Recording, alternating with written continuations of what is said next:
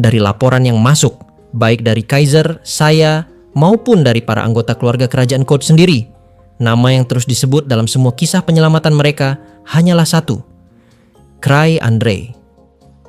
Yang artinya, satu-satunya hunter yang sekarang bisa naik menjadi level 9. Dia adalah Cry Andre saja. Sosok misterius itu muncul dalam setiap pengakuan dengan cara yang tak biasa. Bukan sebagai pahlawan yang berdiri di garis depan, tapi sebagai bayangan yang selalu ada di momen-momen kritis, mengambil tindakan yang tidak mencolok namun menentukan. Fakta bahwa dirinya disebut sebagai penyelamat oleh banyak pihak, terutama oleh mereka yang berada dalam posisi kepemimpinan seperti Alicia Code, membuat kredibilitasnya tak bisa disangkal. Ironisnya, Cry sendiri justru menolak semua pujian yang diarahkan padanya. Ia bersikeras bahwa dirinya tidak melakukan apa-apa yang pantas dianggap luar biasa. Sebuah sikap yang tak biasa, terlebih di kalangan hunter tingkat tinggi, di mana pembuktian pencapaian adalah kebanggaan sekaligus alat tawar-menawar politik. Biasanya, masalah yang muncul adalah sebaliknya. Para hunter saling berebut klaim atas keberhasilan, tapi Cry justru memilih untuk mundur. Bahkan ketika semua pihak lain sudah menyepakati bahwa dirinya layak mendapatkan pengakuan tertinggi. Di tengah evaluasi yang terus berlangsung, satu keputusan mengejutkan lainnya pun diangkat kembali. Thousand Tricks secara resmi menolak sertifikasi level 9. Pernyataan itu dikonfirmasi langsung oleh suara dalam batu komunikasi. Suara berat dari kepala cabang guard yang tak asing bagi para petinggi asosiasi. Penolakan itu mengundang keheningan sejenak. Bagi mereka yang memahami dunia para hunter, hal seperti ini memang bukan hal asing, namun tetap membingungkan. Hunter level 8 adalah individu langka. Mereka sudah mencapai puncak kekuatan, kemapanan finansial, bahkan status sosial. Mereka tidak lagi terikat pada struktur hierarki seperti para hunter muda. Mereka bisa hidup sesuai kehendak sendiri. Justru karena itu, keputusan mereka tidak bisa dipaksakan. Asosiasi penjelajahan, betapapun kuatnya, tidak memiliki hak untuk menyeret mereka ke dalam keputusan sepihak. Dan itulah tantangan terbesar mereka kini, yaitu mempertahankan hubungan dengan para legenda yang tak mau tunduk. Atau dengan kata lain, di mata para petinggi kantor pusat para hunter, Cry adalah orang yang sangat menakutkan, walaupun dia tidak mau mengakui semua pencapaiannya. Tapi, pengakuan semua orang yang diinterogasi selalu sama, yaitu mereka selalu bilang bahwa masalah di Code bisa selesai berkat kerja keras dari seorang Cry. Bahkan, para anak raja pun menjelaskan secara detail, mulai dari kedatangan awal Cry sampai dengan Cry bisa menghancurkan Code. Jadi, walaupun sulit untuk dapat dipercaya, namun tidak mungkin semua orang berbohong menggunakan alasan yang sama. Oleh karena itu, jika Cry sudah bilang dia tidak mau menjadi hunter level 9, maka mereka tidak memaksanya. Karena pada dasarnya, mereka semua sangat takut jika Cry berubah menjadi lawan dari mereka. Gampangnya, Cry udah dipandang kayak Rio dari penyihir air terkuat, yaitu apapun yang terjadi, jangan pernah coba-coba untuk dapat menjadi lawan Cry. Karena selain licik dan sulit ditebak, Cry dianggap orang yang kuat. Meskipun sekali lagi, para petinggi sekarang masih ragu dengan informasi yang sudah diberikan. Pokoknya, antara percaya dan gak percaya cuy. Mau percaya, tapi kayak mustahil. Mau gak percaya, tapi kenyataannya Code sekarang sudah jatuh. Setelah keputusan Cry untuk menolak sertifikasi level 9 diumumkan, situasi di ruang rapat asosiasi penjelajahan kembali berubah. Ruang itu yang sejak awal sudah dipenuhi tekanan dan pertimbangan strategis, kini diliputi oleh gelombang baru. Pertanyaan mengenai siapa yang tersisa. Dari 3 kandidat awal, kini hanya tinggal 2 nama yang tersisa untuk dipertimbangkan secara serius. Kaiser Sigurd, sang Celestial Dancer, dan Sarah Kromis, sang Little Witch yang dikenal karena keanggunan sekaligus kekuatannya yang mengintimidasi. Keputusan Cry telah mengguncang banyak ekspektasi, tidak hanya karena dirinya dianggap penyelamat utama keluarga kerajaan Code, tetapi juga karena penolakannya memberi beban tambahan pada proses penilaian 2 kandidat lainnya. Kini, sorotan tertuju pada mereka berdua, dan setiap langkah pencapaian, serta sikap mereka selama ujian harus ditelaah dengan cermat dan tanpa bias. Di tengah analisis panjang itu, Warren Cole, kepala cabang Asosiasi Penjelajahan Wilayah Galista dan atasan langsung Kaiser, akhirnya menyampaikan pandangannya. Pandangan yang sudah lama ditunggu-tunggu, karena hanya dia yang benar-benar mengenal pola pikir dan ambisi muridnya itu. Informasi yang ia sampaikan membuat atmosfer rapat kembali berubah, kali ini menjadi lebih berat secara emosional. Kaiser, yang dikenal sebagai pribadi penuh percaya diri dan semangat tinggi, ternyata menolak kenaikan level 9 jika itu hanya karena ia dianggap pilihan terakhir. Ia bukan tipe yang ingin diangkat karena kebetulan atau kekurangan opsi. Bagi Kaiser, pengakuan adalah sesuatu yang harus diraih dengan perjuangan yang otentik, bukan karena tidak ada kandidat lain yang tersedia. Sikap itu sebenarnya mencerminkan karakter Kaiser yang konsisten sejak awal. Dari laporan lapangan, baik Kaiser maupun Sarah sempat terperangkap dalam jebakan Jin Gordon di saat-saat paling kritis menjelang kehancuran Code. Namun, keduanya tidak lari atau mencari jalan keluar pribadi. Justru mereka yang bertahan, menghalau gelombang pasukan bayaran, bandit, dan bahkan buronan kelas berat yang dilibatkan Jin dalam rencananya. Beberapa dari musuh yang mereka hadapi memiliki rekam jejak kejahatan lintas negara dan harga kepala yang fantastis, target yang bahkan para pemburu veteran enggan dekati. Bahkan meski tidak ikut langsung dalam proses evakuasi keluarga kerajaan, kedua kandidat ini memainkan peran kunci dalam mempertahankan garis pertahanan terakhir. Tanpa mereka, perjalanan keluarga kerajaan menuju titik pelarian akan penuh dengan korban jiwa. Pengakuan atas peran ini tidak hanya datang dari Kaiser sendiri, tetapi dari seluruh keluarga kerajaan Code yang selamat. Mereka menyebut nama Kaiser dan Sarah dalam laporan resmi mereka, menekankan betapa besar kontribusi keduanya dalam mengamankan keselamatan para bangsawan tertinggi dari Code. Namun inilah uniknya Kaiser, ia selalu berdiri pada prinsipnya. Begitu ia menyatakan tidak akan menerima sertifikasi dalam kondisi seperti ini, maka tidak ada yang bisa mengubahnya. Pernyataan itu tidak lahir dari keraguan, tetapi justru dari keyakinan yang dalam. Terlebih, ada indikasi bahwa sebelumnya Kaiser sangat berambisi untuk mencapai level 9. Fakta bahwa kini ia mundur dengan sadar menunjukkan bahwa ia memiliki alasan yang sangat kuat. Dan kini, dengan satu kandidat lagi sudah mundur karena prinsip, maka yang tersisa hanyalah satu nama saja. Warren akhirnya menyilangkan tangan, menarik napas panjang, lalu mengutarakan pandangan yang sebenarnya telah ia pendam sejak awal diskusi. Menurutnya, Sarah Cromis adalah satu-satunya yang pantas menerima sertifikasi level 9. Ia menyampaikan bahwa Kaiser sendiri secara pribadi mengakui kekuatan Sarah sudah berada di level tersebut. Sebuah pengakuan yang sangat besar, mengingat sifat Kaiser yang biasanya tidak mudah memberi pujian, apalagi dalam konteks yang menyangkut posisi dan pengakuan resmi. Bagi sebagian petinggi asosiasi, ucapan seperti itu dari Kaiser adalah hal yang luar biasa. Ini adalah seseorang yang biasanya berada di garis terdepan dalam hal kepercayaan diri dan dikenal karena keberaniannya bersaing. Tapi sekarang dia justru mengalihkan sorotan kepada rekan seperjuangannya. Reputasi Sarah sendiri memang bukan sesuatu yang bisa diremehkan. Ia dikenal dengan sebutan Sarah-Sarah di kalangan bawah tanah dan dikabarkan berhasil menaklukkan dua pemimpin tinggi dari faksi Kitsune tanpa memberi mereka kesempatan untuk melawan balik. Dari segi kekuatan tempur, strategi, serta kemampuannya dalam mengambil keputusan di bawah tekanan ekstrem, Sarah telah membuktikan diri berkali-kali.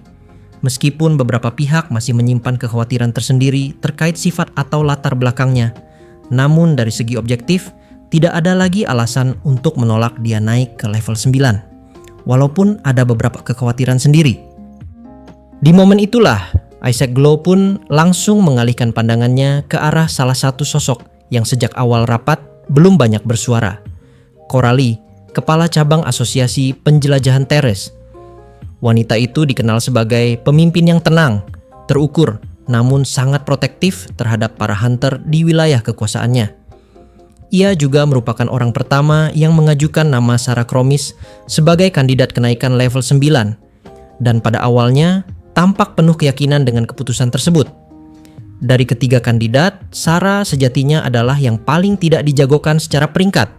Secara formal, kekuatannya belum sepenuhnya mengimbangi dua kandidat lain. Tapi kenyataan di lapangan membuktikan sebaliknya. Kemampuan Sarah berkembang jauh melebihi prediksi para penilai. Dan kini ia bahkan dipertimbangkan serius untuk dipromosikan. Jika keputusan itu resmi disahkan, maka sejarah akan tercipta. Sarah akan menjadi hunter level 9 pertama dari cabang teres, sesuatu yang belum pernah berhasil diraih siapapun dari wilayah itu. Bagi banyak orang, ini adalah puncak prestasi, sebuah kebanggaan yang akan dicatat dalam arsip utama Asosiasi Penjelajahan dan dijadikan panutan generasi berikutnya. Namun, ketika Ishak menatap wajah Coralie, ia justru mendapati sesuatu yang tidak biasa. Ekspresi wanita itu tidak memperlihatkan semangat kemenangan atau euforia kebanggaan. Wajahnya justru terlihat gelisah, serius, dan sedikit tertekan. Jauh lebih serius dibandingkan Warren Cole dari cabang Galista yang sempat memberikan pendapat sebelumnya. Kerutan di dahi Coralie menebal, dan sorot matanya tampak seolah sedang berhadapan dengan keputusan yang bertentangan dengan hatinya. Ketika akhirnya ia angkat bicara, suasana rapat berubah tegang. Ia mengakui bahwa ini adalah kehormatan besar, kehormatan yang telah ia impikan selama bertahun-tahun sejak ia mulai membimbing dan mengawasi perkembangan Sarah. Namun secara mengejutkan, justru pada saat mimpi itu nyaris terwujud, ia menyatakan penolakannya. Penolakan dari pihak Hunter itu sendiri mungkin masih bisa dipahami, bisa jadi karena harga diri atau perasaan belum layak. Tapi ketika yang mengajukan justru menarik kembali pencalonan, semua petinggi asosiasi pun tersentak. Ini bukan penolakan biasa. Ini sinyal bahwa ada sesuatu yang jauh lebih dalam, sesuatu yang belum diketahui oleh sebagian besar yang hadir di ruangan itu. Beberapa orang langsung meminta penjelasan. Wajar saja, 3 kandidat ujian level 9 dalam satu gelombang saja sudah merupakan peristiwa langka. Jika ketiganya menolak secara bersamaan, itu akan menjadi krisis institusional pertama sejak pendirian sistem sertifikasi. Coralie menarik napas panjang sebelum akhirnya menjawab. Wajahnya tetap tenang, namun getaran suaranya tidak bisa menyembunyikan beratnya keputusan yang sedang ia ambil. Ia menjelaskan bahwa alasan utama penolakannya bukan karena keraguan pada kemampuan Sarah. Justru sebaliknya, karena kekuatan itulah ia merasa gentar. Menurutnya, Sarah dengan kekuatan julukan Sara-Sara telah berubah. Dulu ada satu kelemahan utama yang membuat kekuatannya tetap bisa diterima oleh dunia ini, yakni batasan waktu. Hanya bisa memanggil mereka saat malam hari, dan bahkan ia sendiri tidak bisa melihat wujud para entitas itu jika siang tiba. Kelemahan itu bagi Coralie bukanlah celah, melainkan penyelamat. Sebuah rem alami yang menjaga agar kekuatan Sarah tidak melampaui batas yang seharusnya tidak disentuh. Namun kini rem itu telah dilepas karena tindakan seseorang, 1000 trik, yang dengan satu keputusan ajaib menghapus satu-satunya batasan itu. Seketika, Sara-Sara tidak lagi memiliki kelemahan. Dan bagi Coralie, itulah masalah sebenarnya. Kekuatan yang tidak punya batasan bukanlah sesuatu yang bisa dibiarkan tumbuh liar. Tidak hanya itu cuy, karena di momen yang sama ini, Coralie pun kembali menambahkan. Dia mengaku bahwa selama ini ia telah berusaha menjinakkan citra Sarah. Dengan memberikan nama yang manis dan tidak mengintimidasi, ia berharap publik bisa menerima keberadaan kekuatan mengerikan itu. Tapi sekarang ia sadar bahwa apa yang ia coba redam ternyata jauh lebih besar dari dugaan. Ia tidak lagi yakin bahwa Sarah bisa disebut sebagai hunter biasa. Dan ketika entitas itu tak lagi memiliki celah atau batasan, maka perdebatan bukan lagi soal kelayakan, tetapi soal apakah ia pantas dilepas ke dunia dengan status resmi sebagai level 9. Little Witch, sosok yang tak hanya menjadi hunter terkuat di cabang teres, tapi juga simbol pelindung dari kota benteng yang berdiri di tengah-tengah medan pertempuran abadi para monster. Sebelum kemunculan Sarah, teres adalah tempat yang nyaris tak bisa dipertahankan.